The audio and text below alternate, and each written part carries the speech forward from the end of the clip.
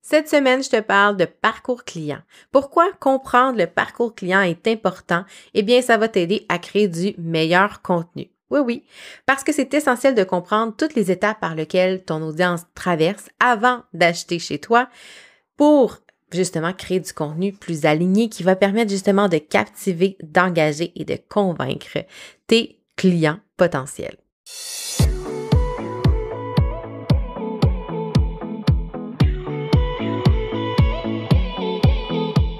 180 degrés, c'est l'amplitude de notre champ visuel lorsqu'on regarde vers l'avant.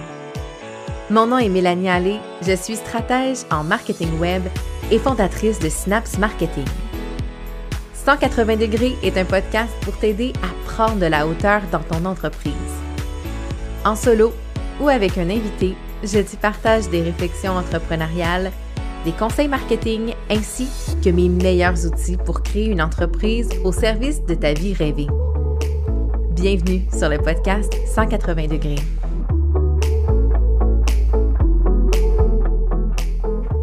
Salut à toi, j'espère que tu vas bien. On se retrouve dans un autre épisode de 180 degrés. Et cette semaine, en fait, j'ai envie de te parler du parcours client, que tu peux aussi entendre parler sous le nom de parcours d'achat.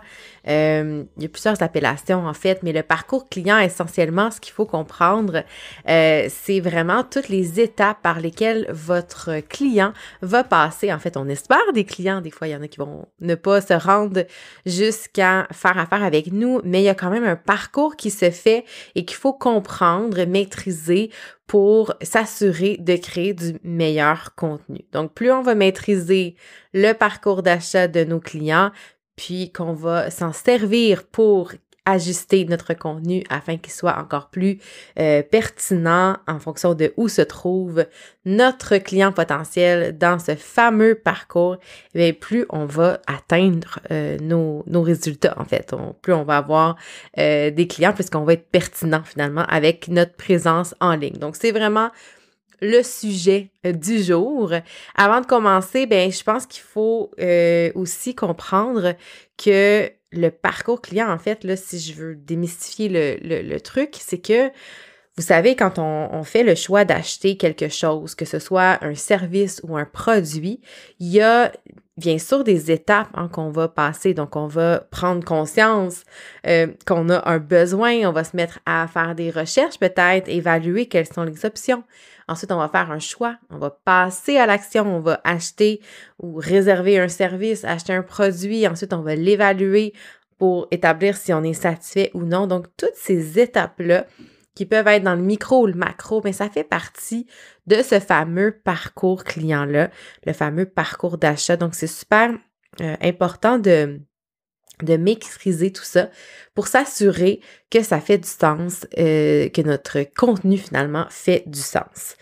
Alors, le premier élément clé à comprendre, c'est la phase de prise de conscience. Donc, comme je disais, on est conscient à un moment donné qu'on a un besoin. On va rechercher des informations, en fait, pour comprendre comment résoudre ce problème-là.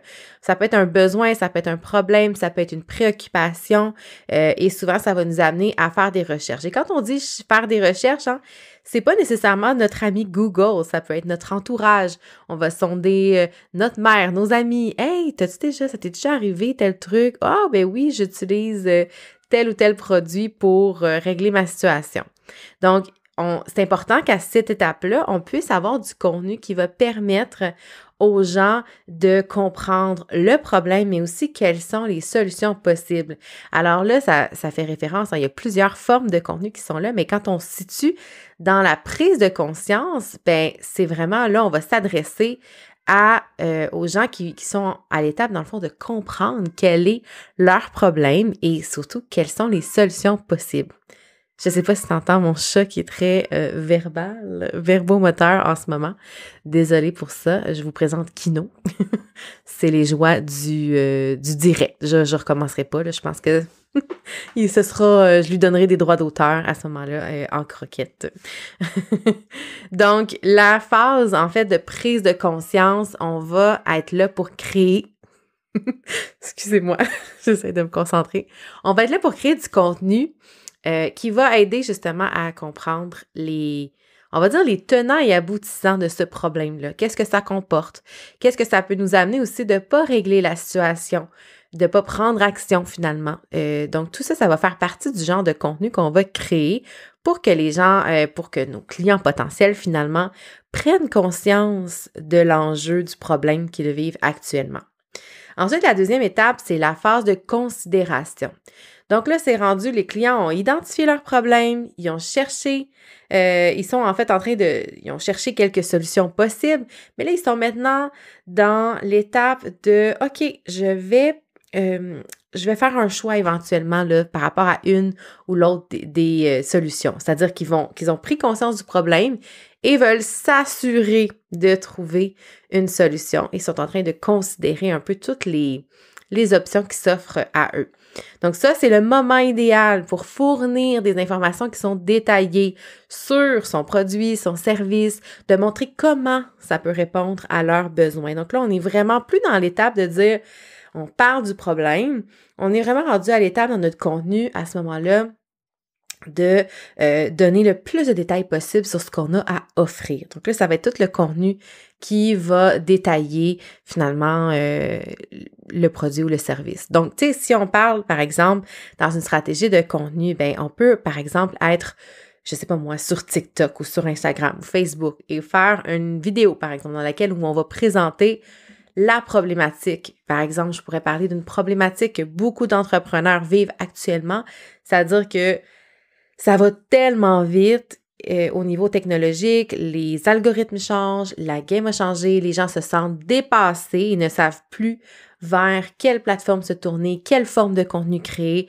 sont un peu perdus. Donc ça, c'est vraiment comme le problème, je dirais, qui arrive beaucoup en ce moment. Et ensuite, quelles sont les étapes, pas les étapes, mais les options possibles? Ben, ça peut être d'aller se former, ça peut être d'avoir un consultant, un stratège qui collabore avec nous, ça peut être d'avoir un mentor, ça peut être tout simplement de déléguer 100% de ses stratégies. Donc, il existe beaucoup de solutions pour répondre à ce besoin-là que les entrepreneurs ont finalement de faire du marketing puis de s'assurer qu'ils vont atteindre leur objectif. Et à ce moment-là, au niveau de la considération, bien de leur dire, écoutez, moi, ce que j'offre, c'est un accompagnement stratégique durant lequel je vais t'accompagner de A à Z jusqu'au bout pour trouver quelle va être ta stratégie, ton positionnement et quelle stratégie de contenu mettre en place pour atteindre tes objectifs, quels qu'ils soient. Donc là, on va être dans la considération et je vais donner tous les détails possibles sur mon accompagnement, qu'est-ce que ça comprend, les étapes, de quelle façon je vais être présente à tes côtés. Donc ça fait partie de l'étape de considération et c'est le genre de contenu qui va me permettre finalement de faire partie des choix possibles. Et ce que je vise finalement, c'est à faire partie du choix final dans tout ça. La troisième étape, c'est la fameuse décision. Donc là, c'est le client qui a évalué toutes les solutions qui se présentent à lui. Il est prêt à prendre sa décision, il est prêt à acheter, il est prêt à dire oui à la solution qui lui convient le plus. Donc, c'est le moment à ce moment-là de fournir des informations sur tous les avantages du produit, du service. En fait, pour vraiment, ce que je veux dire par avantage, c'est que là, on veut solliciter et faciliter le passage à l'action. Donc, on est dans l'incitatif pour encourager le fameux pressage de boutons, c'est ce que je veux dire. Donc, on veut que les gens appuient, mettent dans le panier, réservent le service, passent à l'action. Donc, ça, c'est vraiment la phase de décision. Donc, une fois que le client a fait l'achat d'un produit, d'un service, peu importe, eh bien, il y a finalement la consommation ou la réception. Donc, c'est sûr que là, ça va différer si on parle d'un produit physique ou d'un service, mais si je me concentre vraiment au niveau du service, bien, c'est toute l'étape de la livraison du service. Donc, c'est l'expérience qui est durant le service. Donc, si je reprends mon exemple d'accompagnement stratégique, bien, il va y avoir toute la phase de livraison, donc la phase où je vais accompagner finalement cette cliente-là, à travers les objectifs. Donc, dans mon exemple, on parle d'une durée de 12 semaines, 3 mois. Donc, durant cette période-là, ce qu'on veut faire, c'est vraiment du contenu qui va permettre de solidifier la relation, de s'assurer qu'on répond toujours à l'objectif, que notre solution, elle est toujours la bonne, vraiment de conforter la décision de « écoute, t'as fait le bon choix, là », tu sais. Vraiment, l'idée, c'est ça, c'est de s'assurer aussi que l'expérience client est au rendez-vous, évidemment, mais au niveau du contenu, c'est vraiment de remettre son expertise au cœur de son contenu pour s'assurer que notre client est toujours satisfait et toujours impliqué dans ce service-là ou finalement dans l'achat de produits qu'il a fait. Ensuite, la prochaine étape, c'est l'évaluation. Donc, c'est vraiment l'espèce de rétrospective que le client va faire dans sa tête pour arriver à évaluer est-ce que mon achat était le bon choix? Comment je me suis sentie lors de ce service-là ou avec l'utilisation de ce produit-là. Et évidemment, ce qu'on veut, c'est obtenir des avis, d'être capable d'aller récolter, bien sûr, des témoignages, mais ce qu'on veut, c'est s'assurer d'avoir toute l'information nécessaire sur comment le client a trouvé son expérience finalement avec nous. Ensuite, bien sûr, après l'évaluation, il y a tout ce qui s'appelle service après-vente, si on peut, donc les suivis. C'est sûr que quand on a un service, dépendamment si c'est de court, de longue durée, quels sont les termes aussi de l'entente, mais le suivi après-vente, le service après-vente, si on parle aussi de produits, est ultra important. Donc, c'est vraiment de s'assurer que tous les besoins ont été répondus parce que, bien sûr, on sait l'évaluation, on espère qu'elle est positive, mais s'il y a eu des petites choses qui ont accroché dans le processus, si le client nous partage des préoccupations ou des déceptions, c'est important d'offrir quand même l'opportunité par la suite là, de se réajuster, de montrer qu'on prend en compte aussi les commentaires qu'on reçoit. Ça fait aussi partie du genre de contenu. Puis là, c'est sûr que ça touche aussi beaucoup les communications, parce que le parcours client va toucher non pas juste le contenu, mais toute votre expérience client, donc les communications que vous allez faire. Mais en termes de contenu, là, vous allez vraiment plus être dans créer la recommandation. Puis, la toute dernière étape, finalement, c'est, je dirais, la fidélisation et les recommandations. Donc, c'est tout de s'assurer, finalement, que votre client va avoir envie non seulement de revenir vers vous, mais aussi de vous recommander à son entourage, à son cercle proche, justement aux gens qui vont être dans leur phase de considération de toutes les options qui existent, de dire « Hey, tu sais, moi, je connais une telle qui offre tel service, j'ai beaucoup aimé. » Donc, on veut encourager ça. Donc, par rapport au contenu, c'est sûr que les dernières étapes, on est beaucoup dans une relation de client. Mais si on pense au processus que va passer, dans le fond, notre fameux parcours client, il y a évidemment des chemins qui sont un petit peu plus évidents que d'autres. Je te donne un exemple, quelqu'un qui veut rechercher justement comment faire pour créer du contenu stratégique pour ce soit ses réseaux sociaux, par exemple. Si je prends cet exemple-là, probablement que les gens vont faire que cette personne-là, plutôt cet entrepreneur-là, va commencer par une recherche sur Google. Tu sais, comment créer du contenu stratégique. Et là, ce qu'on veut, c'est justement des articles de blog qui vont ressortir. Donc, moi, ce que je veux, c'est que lorsque mon client potentiel, ma cliente potentielle écrit ça dans Google, que mon article de blog sorte en premier ou sur la première page, qu'elle tombe sur l'article et que je puisse l'éduquer justement sur comment créer du contenu stratégique et lui faire questionner sur est-ce que son contenu est vraiment stratégique. Et là, elle va prendre conscience, je pense que mon contenu finalement est pas très stratégique, j'aurais vraiment besoin de travailler là-dessus. Et là, je te donne un exemple très fictif, mais elle a visité mon site web, donc grâce à la magie des cookies et du pixel Facebook, je pourrais retargeter cette personne-là dans une campagne publicitaire où je pourrais lui dire « Hey, sais-tu quoi? Si tu as envie de créer du contenu plus stratégique, j'ai justement un accompagnement stratégique qui te permettrait finalement de pouvoir établir ta ligne directrice, tes piliers de contenu, établir ta stratégie et surtout t'accompagner pour le réussir enfin parce que tu sais qu'une formation, c'est peut-être pas ce que tu as besoin, ce dont tu as besoin. » Donc là, à ce moment-là, cette personne-là, elle sait, elle a pris conscience que son contenu était peut-être pas le plus stratégique possible. elle veut prendre action pour régler la situation et s'assurer que son contenu soit, disons, plus stratégique. Et là, je lui offre, dans le fond, une solution par rapport à toute cette phase de considération-là où elle est en train d'évaluer les options qui sont possibles pour elle. Et ce que j'espère, évidemment, c'est qu'elle fasse la décision de réserver un appel avec moi pour finalement prendre une décision de suivre ce parcours-là d'accompagnement sur 12 semaines avec moi.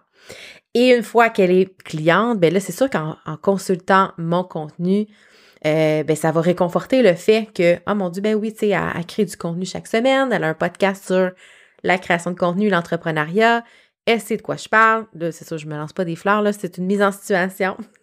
À vous de juger si mon contenu est pertinent. Et dans le fond, cette cliente-là va continuer finalement à consommer mes infolettres, mes publications sur les réseaux sociaux, peut-être écouter aussi mes podcasts. Et donc, ça réconforte aussi cette vision de dire, OK, ben Mélanie, elle sait de quoi elle parle, donc c'est sûr que je suis bien accompagnée, je suis en bonne main. Donc, vous voyez, à chaque étape, là, c'est un exemple fictif, mais c'est de penser à quel genre de contenu je vais faire sur quelle plateforme en fonction de où arrivent les gens. Est-ce que vous, vos clients, vous savez que majoritairement, là, dans leur propre processus client, puis là, c'est sûr que je vous parle des clients, mais l'idée, c'est de se concentrer justement sur l'avatar, le personnage qui représente sous un même personnage l'ensemble de votre clientèle cible, finalement, sous des traits bien définis. On en a déjà parlé dans un épisode aussi.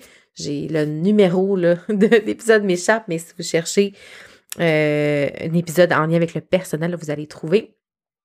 Et justement, c'est que si on se concentre sur le parcours client de ce personnage-là en particulier, bien là, vous allez être en mesure de savoir sur quelle plateforme publier, quel genre de contenu publier aussi et créer, afin que votre parcours soit aligné avec vos objectifs d'affaires et surtout ce que vous avez à proposer comme produit ou comme service. Alors, je ne sais pas si ça fait du sens pour vous, si ça vous allume un peu comme un sapin de Noël dans le sens de « OK, j'avais pas pensé à telle sphère finalement de mon contenu ». Je pense que quand on s'attarde au parcours client puis qu'on cherche à comprendre les étapes, en posant des questions à ses clients, en peut-être faisant un petit sondage aussi, là, c'est important d'aller sonder régulièrement. Donc, une fois qu'on a compris ces étapes d'achat-là, du parcours d'achat, vous allez être en mesure vraiment d'avoir une ligne un petit peu plus claire sur qu'est-ce que vous avez à faire. Donc, si je résume, ce qu'il faut faire, c'est s'assurer que son contenu est pertinent et utile à chaque étape de ce parcours-là. Par exemple, si un client est à la recherche de solutions possibles, peut-être qu'on peut créer un guide pratique ou des vidéos de démonstration pour vraiment être capable de montrer comment votre produit ou votre service peut aider à résoudre le problème. L'autre chose aussi, c'est de créer du contenu qui est facile à comprendre et à digérer. Des fois, on s'embarque dans des grosses affaires. L'important, c'est vraiment de garder en tête qu'on utilise un langage qui est simple, qu'on évite de s'embourber dans du jargon technique à pu finir, qui va être très déroutant pour des clients potentiels, et de justement garder un contenu qui est facilement accessible et surtout facile à partager. Et finalement, de trouver aussi l'utilisation, en fait, des témoignages clients qui soient au cœur de votre contenu aussi pour permettre finalement de montrer comment vous pouvez aider, comment vous avez aidé d'autres personnes à résoudre ce problème-là. Ça renforce aussi la relation de confiance et ça peut aussi permettre d'encourager l'achat. Donc, ce qu'il faut faire, c'est ne pas oublier d'optimiser son contenu en fonction des moteurs de recherche. Et dans mon exemple, je te parlais de la personne qui fait une recherche sur Google. Donc, on se rend compte vraiment beaucoup de plus en plus, en fait, ça fait longtemps, là, mais de plus en plus, j'en parle, d'être capable d'être retrouvé, en fait, par des mots-clés pertinents sur les moteurs de recherche, notamment beaucoup plus Google que les autres, pour être capable d'être retrouvé, surtout dans la phase de considération où la personne, elle est consciente de son besoin ou qu'elle ressent un inconfort, un enjeu, qu'elle veut en savoir plus. Donc, en conclusion, la maîtrise de notre parcours client va être essentielle pour s'assurer que notre contenu est de qualité et répond vraiment à leurs besoins. Alors, j'espère que cet épisode t'aura plu, t'aura aidé à comprendre ce qu'est le parcours client. C'est vraiment un concept clé en marketing et surtout dans le inbound marketing. Alors, je t'invite vraiment là, à me contacter par message privé si tu en as envie, que ce soit sur les plateformes de réseaux sociaux que je suis présente plus, Instagram, LinkedIn, Facebook. N'hésite pas à m'envoyer un petit message si pour toi, il y a des choses qui ne sont peut-être pas encore assez claires ou si tu as envie de travailler ta stratégie de contenu avec moi, ça va me faire un immense plaisir. Ça fait d'ailleurs longtemps que j'en ai pas parlé sur le podcast, mais si tu as envie qu'on en discute, qu'on jase de tes propres enjeux de création de contenu et de stratégie marketing web, ça va me faire plaisir qu'on en discute dans un appel exploratoire, un appel de connexion que j'appelle de 30 minutes qui est totalement gratuit. Dans le fond, c'est vraiment l'objectif de voir si je suis la bonne personne pour t'aider, comment je pourrais t'aider aussi, puis qu'on apprenne à se connaître. Donc, ce sera toujours un immense plaisir de discuter avec toi, si bien sûr tu en as envie. Alors, je mets le lien dans les notes de l'épisode. Sens-toi très à l'aise de réserver ton moment avec moi. Alors sur ce, je te souhaite une excellente semaine et je te dis à la semaine prochaine pour un autre épisode de 180 degrés. Bye tout le monde!